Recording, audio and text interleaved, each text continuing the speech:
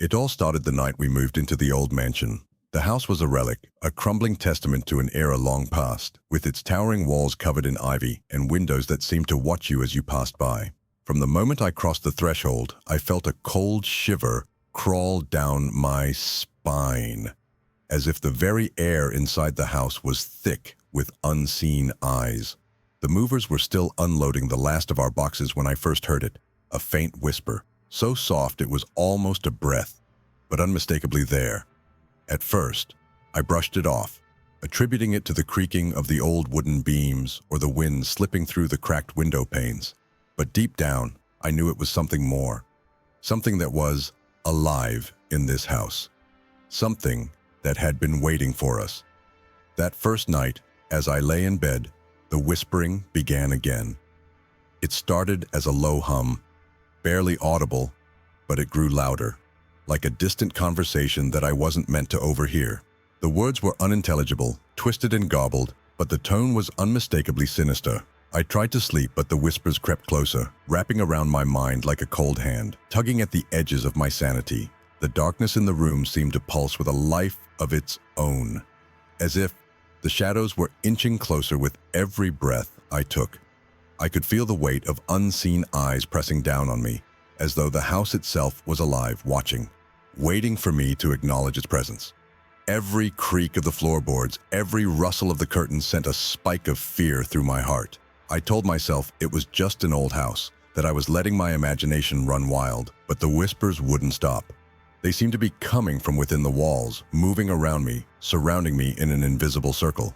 I pulled the covers up to my chin, squeezing my eyes shut, but the whispering only grew louder, more insistent. It was as if the house was trying to communicate with me, trying to tell me something I wasn't ready to hear. When I finally drifted into a fitful sleep, my dreams were plagued by the same whispers. They slithered through my mind like snakes, coiling around my thoughts, squeezing out every trace of peace. In my dream, I was wandering through the mansion's endless corridors, the walls closing in on me, the whispers growing louder and more frantic. They weren't just noises anymore. They were voices, calling my name, beckoning me deeper into the heart of the house. I woke up in a cold sweat, my heart pounding, the whispers still echoing in my ears as if they had followed me out of the dream and into the waking world. I spent the next day in a haze, unable to shake the feeling of dread that clung to me like a second skin. The house seemed different in the daylight, less imposing, more ordinary, but the memory of the whispers lingered, a constant reminder that something was terribly wrong. I tried to go about my day as usual, unpacking boxes, arranging furniture, but every time I walked past a darkened hallway or an unlit room, I could feel the whispers waiting, lurking just beyond the edge of my perception. By evening, the dread had settled into a heavy knot in my chest, tightening with every passing hour. I couldn't focus on anything. My thoughts were consumed by the whispering, by the feeling that the house was trying to tell me something that would change everything. As the sun dipped below the horizon, casting long shadows across the floors, the whispers returned, more persistent than before. They seemed to seep out of the walls, out of the very fabric of the house, filling the air with an oppressive sense of doom. I knew then that this was no ordinary house. It was a place steeped in darkness, a place where the past had never truly died, and where secrets festered in the shadows. The whispers weren't just sounds, they were memories, echoes of a time long forgotten, and they were desperate to be heard. The question was, could I bear to listen? As the days passed, the whispers became an almost constant presence, a sinister background noise that I couldn't escape. They were no longer confined to the nights. They seeped into the daylight hours, curling around my thoughts like tendrils of smoke. The house, once a quiet refuge, had become a living, breathing entity, its every creak and groan infused with malice. I began to notice small, unsettling details, things that at first seemed insignificant, but quickly grew into an inescapable pattern of terror. It started with the objects. At first, it was just little things. A book that I was certain I had left on the living room table would be found on a bookshelf across the room, a chair that had shifted position by a few inches as if someone had casually nudged it out of place. I tried to rationalize it, telling myself I must have moved them and simply forgotten. But the more it happened, the less I could deny that something was terribly wrong. It wasn't just me. My family started noticing it too. My wife asked me if I'd been moving her things around, and when I shook my head, the look of concern on her face mirrored the dread in my heart. The whispers grew louder, more distinct, as if they were gaining strength. I could almost make out words now, though they were still just out of reach, twisted and warped by the walls that contained them. At night, they seemed to gather in certain rooms. My bedroom, the hallway outside, the old study that had been locked when we first arrived. It was in these places that the air grew thick with tension, as if something unseen was crowding around me, pressing against my mind, trying to force me to understand. The dreams became worse, more vivid and disturbing. Each night, I found myself back in the labyrinthine corridors of the mansion, the walls closing in as the whispers chased me through the darkness. They no longer called my name. Instead, they formed sentences, but they were always fragmented, elusive. Phrases like "not alone, they know" and "find the door" echoed in my mind long after I had woken up, leaving me with a gnawing sense of urgency. It was as if the house was trying to communicate something vital, something it needed me to uncover. Then came the sightings. Fleeting glimpses of shadows that moved where there shouldn't be any. Figures standing just out of the corner of my eye, disappearing the moment I turned to look. Once, while walking down the hallway at dusk, I caught sight of a reflection in one of the dusty old mirrors. It wasn't mine. It was a figure standing behind me, its face obscured, just a dark silhouette in the dim light. But when I spun around, the hallway was empty. The mirror, however, still held the faintest outline of that figure, lingering for just a moment before fading into nothingness. I began to dread walking past reflective surfaces, fearing what I might see staring back at me. One evening, as I was sitting in the old study, attempting to decipher the strange occurrences, I noticed something odd about the walls. The wallpaper, faded and peeling in places, seemed to have patterns that didn't quite match.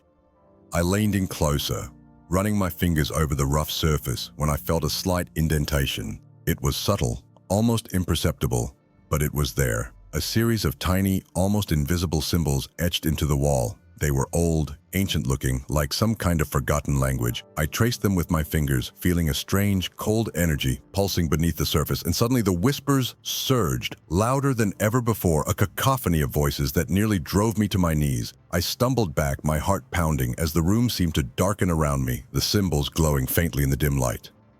I knew then that these symbols were connected to whatever was haunting the house, but their meaning was a mystery. The more I thought about it, the more I realized that this house was hiding something that had been buried for a long time. And whatever it was desperate to be found, to be unleashed. The whispers had turned from mere background noise to an insistent, maddening chant that echoed through the walls, calling to me, demanding my attention. But what did they want? What was the house trying to show me? I couldn't shake the feeling that I was being led down a path, one that would end in a revelation too terrible to comprehend. The unease in the house had grown into a palpable force, pressing down on me at all times. Even my family started to notice the change. My wife seemed distant, her eyes dark with sleeplessness, and my children, once full of laughter, now whispered among themselves, casting fearful glances at the shadows in the corners. We were all trapped in this web of fear and mystery, each of us feeling the pull of the house, drawing us deeper into its secrets. The final straw came one night when I woke to find a figure standing at the foot of my bed. It was nothing more than a shadow, but it was there, a dark mass that radiated cold and malice. I couldn't move, couldn't scream, just stared as it slowly dissolved into the darkness, leaving me gasping for breath, the whispers in my ears louder than they had ever been. I knew then that the house was alive with something evil, something that was growing stronger, feeding off our fear. And it wouldn't stop until it had consumed us all. The mystery had become a nightmare, and I was no longer sure if we would survive to uncover its truth. As the days passed, the whispers became an almost constant presence, a sinister background noise that I couldn't escape. They were no longer confined to the nights. They seeped into the daylight hours, curling around my thoughts like tendrils of smoke. The house, once a quiet refuge, had become a living, breathing entity, its every creak and groan infused with malice. I began to notice small, unsettling details, things that, at first, seemed insignificant, but quickly grew into an inescapable pattern of terror. It started with the objects. At first, it was just little things, A book that I was certain I had left on the living room table would be found on a bookshelf across the room, a chair that had shifted position by a few inches, as if someone had casually nudged it out of place. I tried to rationalize it, telling myself I must have moved them and simply forgotten, but the more it happened, the less I could deny that something was terribly wrong. It wasn't just me. My family started noticing it too. My wife asked me if I'd been moving her things around, and when I shook my head, the look of concern on her face mirrored the dread in my heart. The whispers grew louder, more distinct, as if they were gaining strength. I could almost make out words now, though they were still just out of reach, twisted and warped by the walls that contained them. At night, they seemed to gather in certain rooms. My bedroom, the hallway outside, the old study that had been locked when we first arrived. It was in these places that the air grew thick with tension, as if something unseen was crowding around me, pressing against my mind, trying to force me to understand. The dreams became worse, more vivid and disturbing.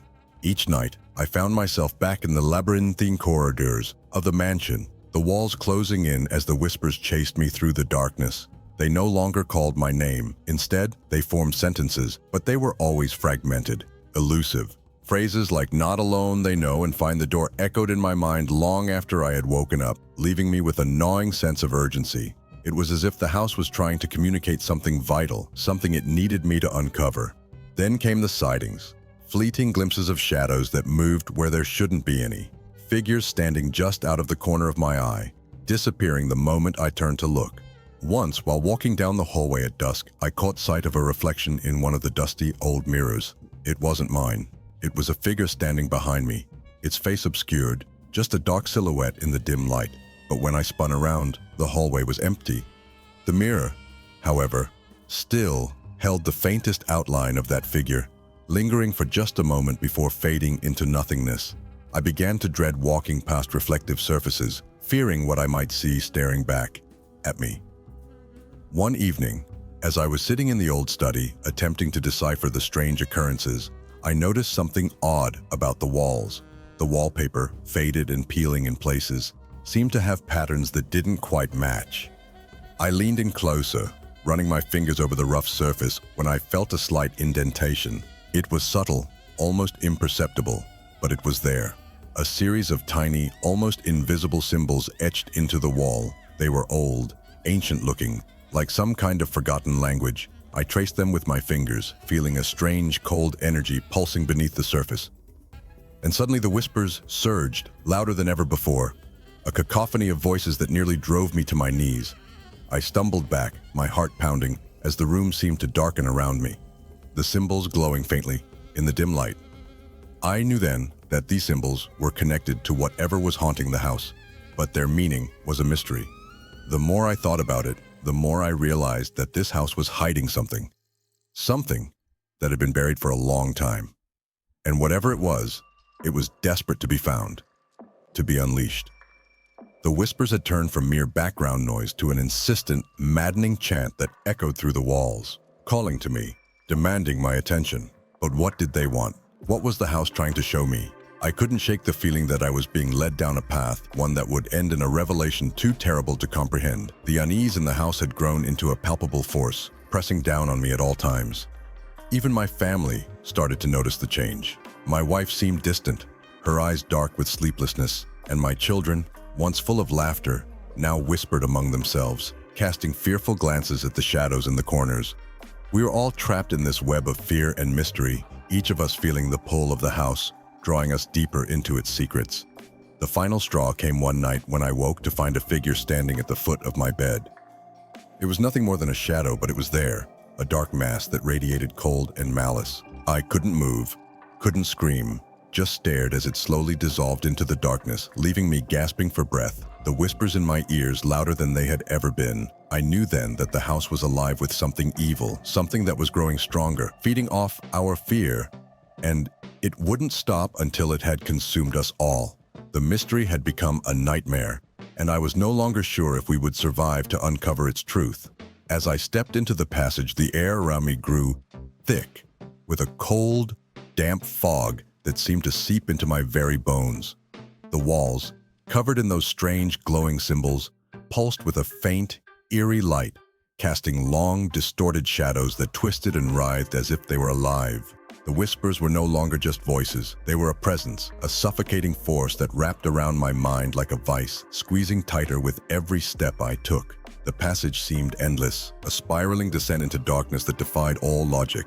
The farther I went, the more reality began to blur, the line between what was real and what was imagined dissolving into a swirling vortex of fear and confusion.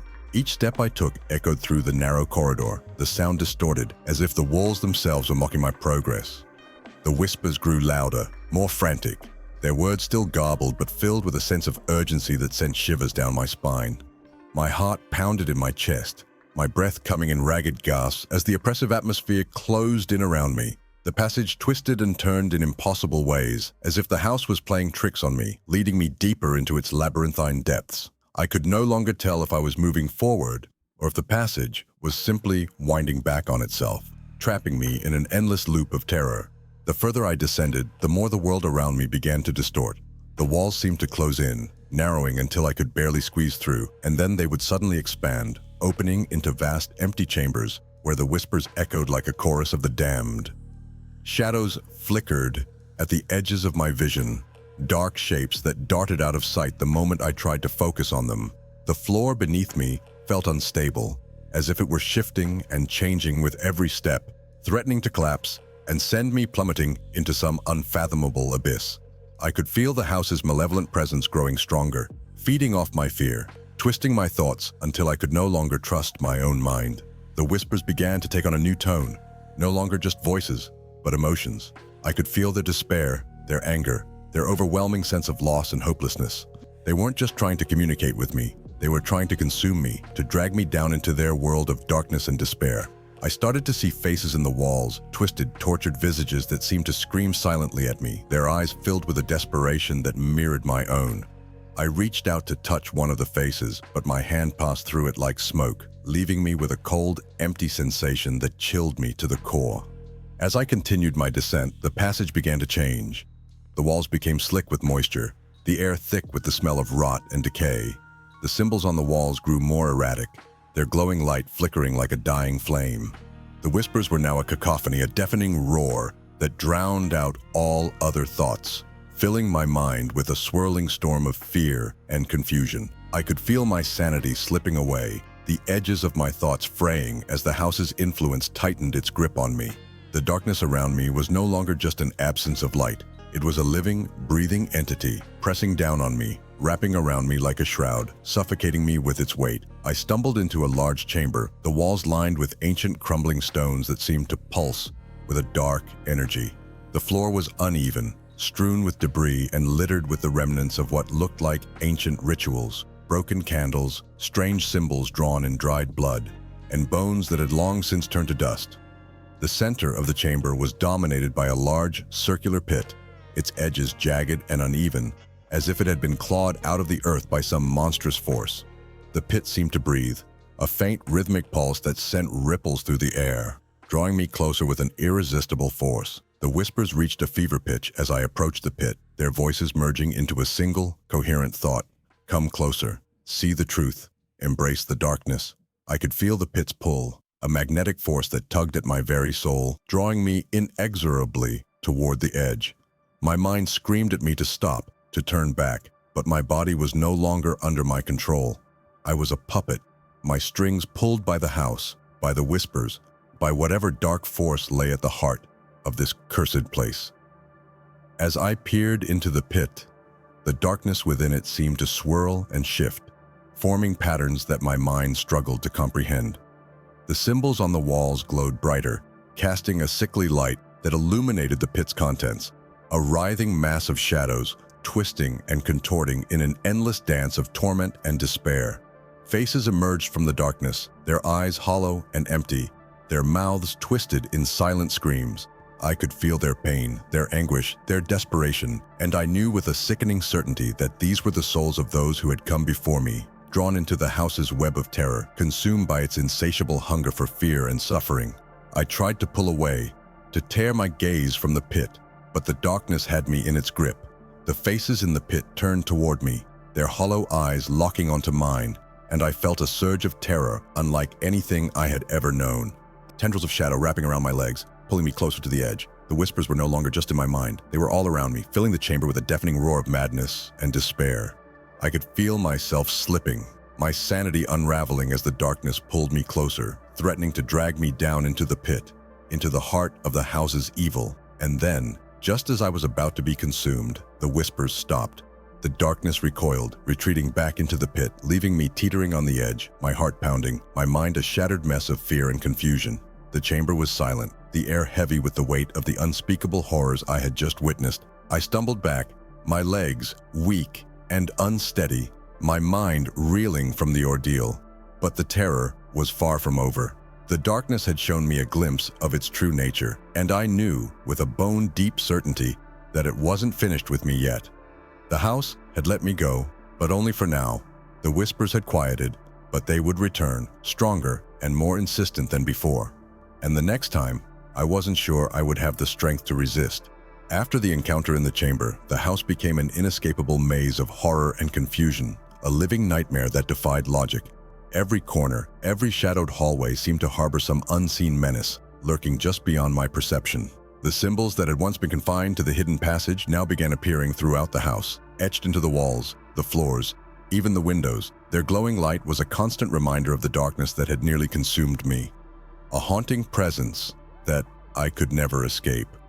But worse than the symbols was the enigma they represented, a puzzle that gnawed at my sanity, demanding to be solved. The whispers returned, more insistent than ever, but they had changed. They no longer spoke in fragmented sentences. Now they were a relentless barrage of questions, half-formed thoughts that echoed through my mind like the drumming of distant thunder. What did you see? What does it mean? What lies beneath? The questions were maddening, driving me to the brink of despair as I searched for answers that seemed forever out of reach. The house itself seemed to be mocking my efforts, its layout shifting subtly, leading me in circles, trapping me in an endless loop of fear and confusion. Every attempt to understand the mystery only deepened it. The symbols were the key, I was sure of it, but their meaning remained elusive, slipping through my fingers like sand. I spent hours tracing them, trying to decipher their twisted lines. But the more I studied them, the more they seemed to change, morphing into new patterns that made even less sense. The whispers urged me on, pushing me to uncover the truth. But with every new revelation, the enigma grew more complex, more impenetrable. It was as if the house was alive, a sentient being that thrived on my torment, feeding off my fear and confusion. My obsession with the enigma consumed me. I stopped sleeping, stopped eating, spending every waking moment in a frantic search for answers. My family became distant memories, their presence in the house overshadowed by the all-consuming darkness. I barely saw them anymore, and when I did, they seemed like shadows themselves, pale, ghostly figures that flitted through the periphery of my vision, always just out of reach. I knew they were still there, but they had become part of the house, their faces blank, their voices hollow, echoing with the same questions that plagued my mind. The house was no longer just a structure, it was a labyrinth, a twisted reflection of my own mind. The walls seemed to close in on me, the corridors stretching into infinity, leading me deeper into the heart of the mystery. I found myself standing in rooms I had never seen before, vast, empty spaces filled with a suffocating sense of dread. The furniture was draped in sheets, covered in dust, as if no one had lived there for centuries, yet the air was thick with the scent of decay, the unmistakable stench of something long dead and buried, now rising to the surface. One day, as I wandered through the house in a daze, I stumbled upon a room I had never noticed before. It was small, almost claustrophobic, with no windows and a single, flickering light bulb that cast long, distorted shadows across the floor. The walls were lined with bookshelves, but the books themselves were blank, their pages empty, as if the knowledge they once contained had been stripped away, leaving only the hollow shells of what they once were. In the center of the room stood a small wooden table, and on it lay a single ancient tome, its cover cracked and worn, the title faded into obscurity. The whispers fell silent as I approached the table, the air thick with anticipation. My hands trembled as I reached for the book, its leather binding cool and smooth under my fingers. I opened it, expecting to find the answers I had been searching for, but the pages were filled with nothing but the same symbols that haunted the walls of the house. They seemed to pulse with a faint, sickly light, their lines twisting and writhing like serpents, forming patterns that made my head spin. The whispers returned, but now they were louder, more insistent, demanding that I understand, that I solve the enigma before it was too late. But the more I studied the book, the more the symbols seemed to mock me, their meaning forever just out of reach. I could feel the house closing in around me, the walls pressing against my mind, squeezing out any trace of rational thought.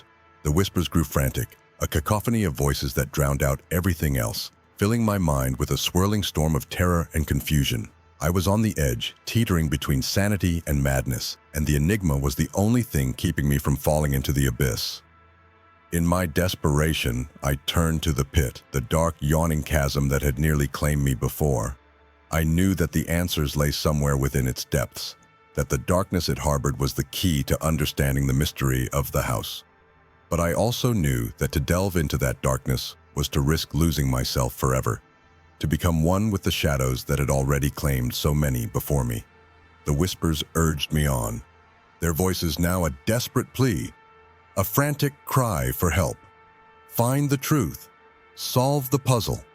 Before it's too late. But the truth was elusive, slipping through my fingers like the darkness that surrounded me. The house was a living enigma, a puzzle with no solution, a labyrinth with no end. The more I searched, the more lost I became, until I was no longer sure what was real and what was a creation of my own fractured mind. The whispers had led me to the edge, but now they were silent, leaving me alone with the unbearable weight of the mystery I could never solve. And so I stood there, on the brink of the abyss, staring into the darkness that seemed to pulse with a life of its own, the symbols glowing faintly in the gloom, their meaning forever beyond my grasp. The enigma was unsolvable, the mystery impenetrable, and I was trapped, caught in a web of terror and confusion that I could never escape. The house had won. It had consumed me, twisted me into a reflection of its own darkness, and now, all that was left was the silence, the unbearable silence of a mind that had been pushed too far, lost in the labyrinth of its own creation. The house had become a prison, not just of walls and rooms, but of the mind, a place where reality itself seemed to unravel. Days blurred into nights, and time lost all meaning as I delved deeper into the mystery that had ensnared me. The whispers, once subtle and elusive, had become a constant, overwhelming presence, filling every corner of the house, every shadowed crevice of my thoughts. They were no longer just voices, they were commands, a relentless pressure that pushed me toward the inevitable confrontation with the darkness at the heart of it all. It was on one of those nights, when the air was thick with dread and the shadows seemed to pulse with a life of their own, that I found myself standing before the pit once more. The house had guided me there, its walls narrowing, its corridors twisting in impossible ways until there was no path left but the one that led down into the abyss where the truth waited. The pit's darkness was different now, more intense, as if it had grown in power, fed by the fear and madness that had consumed me. The symbols around the pit glowed brighter, their patterns more intricate, as if they were on the brink of revealing their terrible secret. The whispers surged, a deafening chorus that drowned out all other thoughts. They no longer hinted or suggested, they demanded. Look inside, see the truth, face the darkness. My heart pounded in my chest, a wild, erratic beat that matched the frantic pace of my thoughts. I knew that this was the moment, the point of no return. Whatever lay within the pit was the key to everything, the source of the whispers, the reason for the madness, the heart of the house's malevolence. But I also knew that to look into the pit, to truly see what lay within, was to risk losing everything, including my very soul. The air around me seemed to thicken, pressing down on me like a weight as I approached the edge. The darkness within the pit was alive, swirling in chaotic patterns, shifting and changing as if it were trying to form something tangible, something I could understand. I hesitated, every instinct screaming at me to turn back, to flee from the horror that waited below. But the whispers wouldn't let me go.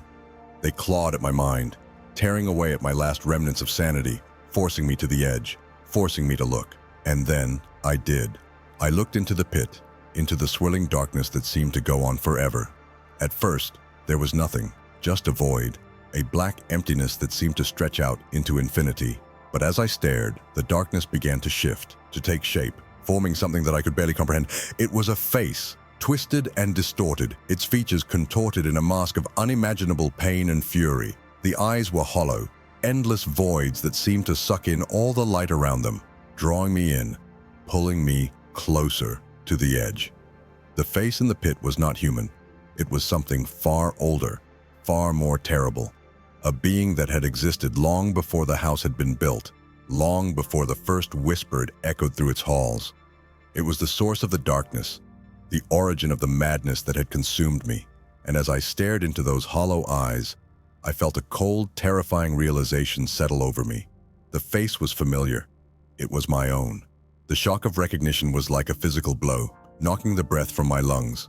The face in the pit was a twisted reflection of myself, a mirror image distorted by fear and madness, a version of me that had been consumed by the house, by the darkness. The whispers grew louder, more frantic, filling my mind with a cacophony of voices, all screaming the same thing. This is your fate. This is your future. Embrace the darkness. I stumbled back, my heart racing, my mind a maelstrom of terror and confusion. But the pit's pull was too strong, the darkness too overwhelming. I could feel it inside me, growing, taking root in the deepest recesses of my soul. The face in the pit twisted in agony, its mouth opening in a silent scream. And I knew with a sickening certainty that the darkness was winning. The house had shown me my fate, and it was inevitable.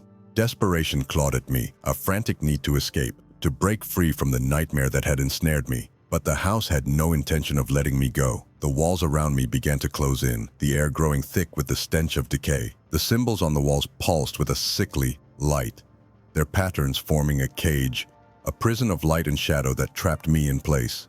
The whispers were deafening now, a relentless assault on my mind, driving me to the brink of madness. I reached out, grasping at the edge of the pit, my fingers digging into the cold, unforgiving stone. The darkness within the pit surged, rising up to meet me, wrapping around me like a shroud. I could feel it pulling me in, dragging me down into its depths, into the endless void where the face waited, where my fate awaited. The whispers had become a single voice, a voice that I now recognized as my own, urging me to let go, to surrender to the darkness, to become one with the house. But even as the darkness closed in, even as the pit's pull grew stronger, a small flickering flame of defiance flared within me. It was weak, almost extinguished, but it was there, a tiny spark of resistance, a refusal to let the house claim me. I knew that if I gave in, if I allowed the darkness to take me, I would be lost forever. Another twisted soul trapped within the house's walls, another face in the pit. With a surge of desperate strength, I pulled myself back from the edge, wrenching myself free from the pit's grasp. The darkness screamed in fury, the whispers rising to a crescendo, but I pushed forward, stumbling away from the edge, away from the pit, away from the face that had nearly claimed me. The house seemed to shut around me, its walls groaning in protest as I fought my way free, as I broke the chains that had bound me to the darkness. But I knew it wasn't over. The darkness had shown me its true power, its true intent, and it wasn't finished with me yet. The house had let me go, but only for now. The enigma remained unsolved, the mystery of the house still shrouded in shadows, and the darkness still lurked within its walls, waiting, watching, biding its time. I had escaped the pit, but the whispers were still there, still calling to me, still drawing me back toward the heart of the house's evil. And deep down, I knew that the next time I might not be so lucky. I managed to escape the pit, but the house had not relinquished its hold on me. The terror, once a gnawing dread at the edges of my mind, had now become an all-consuming force, a relentless presence that followed me everywhere I went. The walls of the house seemed to pulse with a malevolent energy, the symbols glowing brighter, casting long, twisted shadows that danced and writhed as if they were alive. The air was thick with the scent of decay, a cloying, oppressive miasma that clung to my skin, suffocating me with its foul stench. The whispers had receded, but their absence was not a relief. It was a promise, a dark vow that they would return, stronger and more insidious than before. The house was no longer just a building. It had become a living entity, a sentient force that had entwined itself with my very soul. Every step I took, every breath I drew, was accompanied by the feeling of being watched, of being hunted. The rooms that had once been familiar were now alien and hostile, their layouts shifting in impossible ways, trapping me in an endless maze of corridors that led nowhere. I was lost, Not just within the house, but within my own mind. The line between reality and nightmare blurred beyond recognition. I avoided the pit, but its presence lingered in my thoughts, a dark stain that I couldn't erase. I knew that it was still there, waiting for me, its depths calling to me with a silent, insistent pull. But it wasn't just the pit that haunted me. It was the face I had seen within it. The twisted reflection of my own features, distorted by the house's malevolent influence. That face had shown me my fate, and no matter how hard I tried to push it from my mind, I couldn't escape the feeling that it was inevitable. The darkness within the pit wasn't just a physical presence. It was a part of me, a shadow that had taken root in my soul, growing stronger with each passing day. I began to see the face everywhere. It would appear in the corners of mirrors, in the reflections of windows, in the polished surface of the old grandfather clock in the hallway.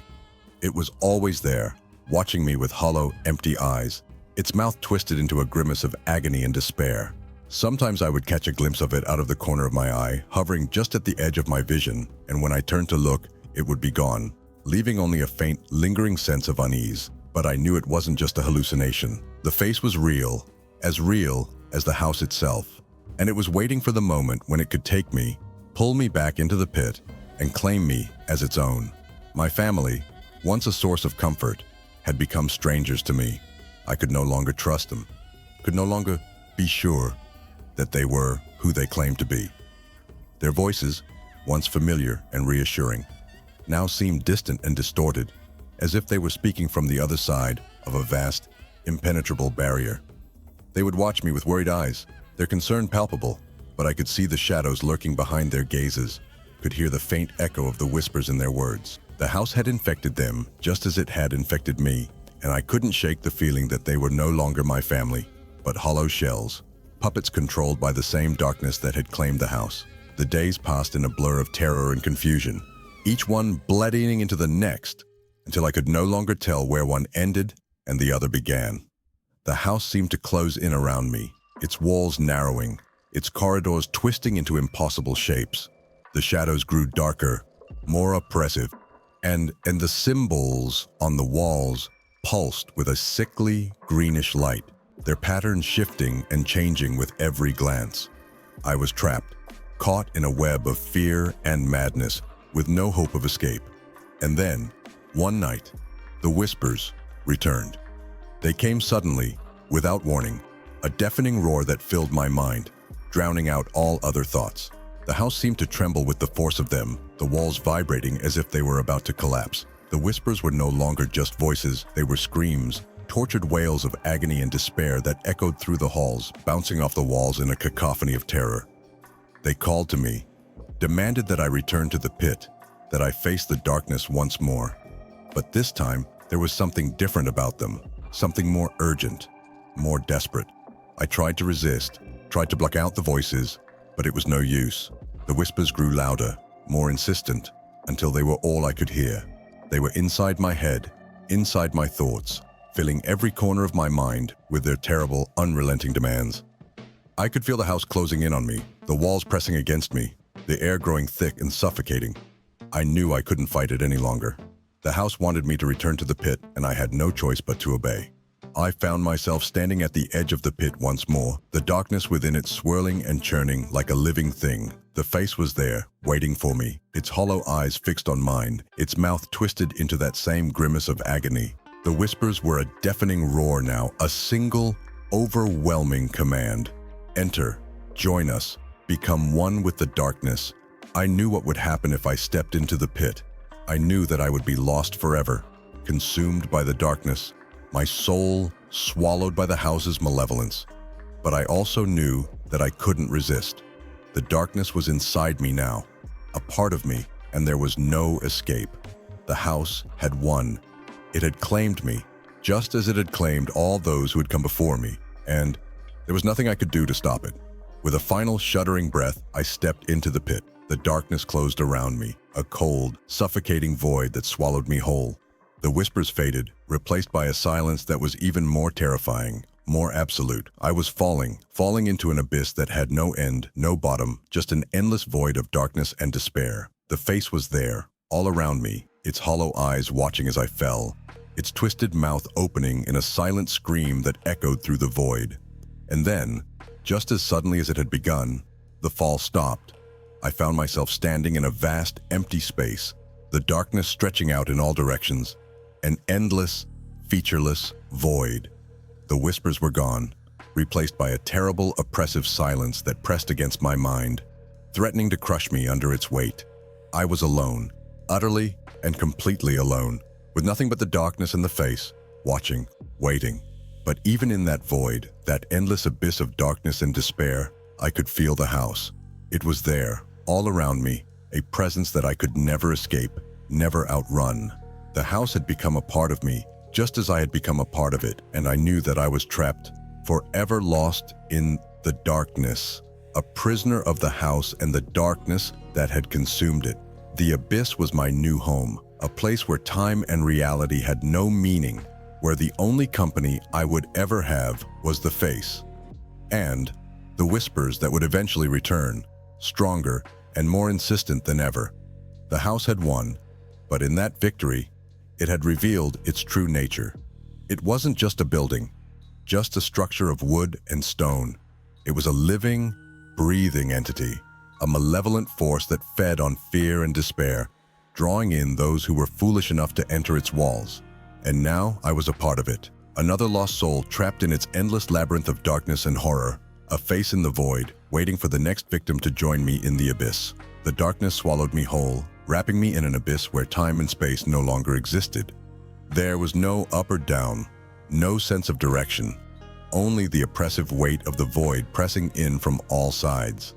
The silence was suffocating, more terrifying than the whispers that had driven me here.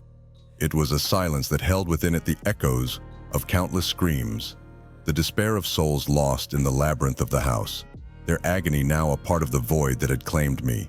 But even in that silence, I could feel the presence of the house, its malevolent energy pulsating in the darkness, a constant reminder that I was no longer my own. I don't know how long I floated in that endless void, suspended in the dark with only my thoughts to keep me company. Time had lost all meaning, seconds felt like hours, and days seemed to pass in the blink of an eye. The face, the twisted, agonized reflection of myself, was always there, hovering at the edge of my vision, watching with those hollow, empty eyes. It never spoke, never moved, but its presence was a constant reminder of what I had become, of the fate that had been sealed the moment I stepped into the pit. But then, something changed. It was subtle at first, a faint flicker of light in the distance, barely noticeable against the overwhelming darkness. I stared at it, unsure if it was real or just another trick of the void, another illusion conjured by the house to torment me. But the light grew, slowly but steadily, until it was no longer just a flicker, but a dim glow, pulsing with a soft rhythmic beat that seemed to resonate deep within my chest. It was like a heartbeat, faint but insistent, a sign of life in a place where there was none. The light drew me in, pulling me toward it with a force I couldn't resist. I floated through the darkness, the face following close behind, its hollow eyes fixed on the light as well.